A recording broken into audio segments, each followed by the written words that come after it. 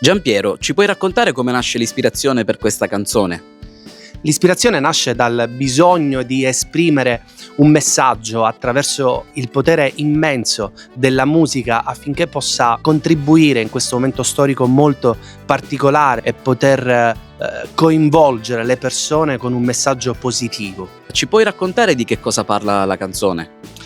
La canzone parla di un messaggio semplice, diretto e genuino, la disuguaglianza che spesso, ormai sempre, vediamo in qualsiasi aspetto sociale della quotidianità in cui viviamo. Il messaggio è quello di annientare o comunque emarginare questo pensiero di disuguaglianza che ancora persiste tra gli esseri umani. Quindi il messaggio è contro la disuguaglianza, contro le guerre, contro ogni genere di violenza.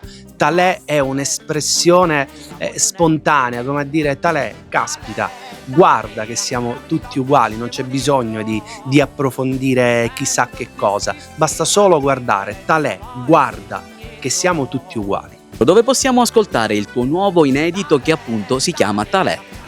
Possiamo ascoltarlo attraverso i social o comunque su tutte le piattaforme di distribuzione digitale musicale, da Spotify a Amazon Music, iTunes, insomma su tutte le piattaforme digitali è possibile ascoltare Talè e seguire anche la mia attività artistica in giro per la Sicilia e non solo. Quindi buon ascolto e Talè, siamo tutti stessi.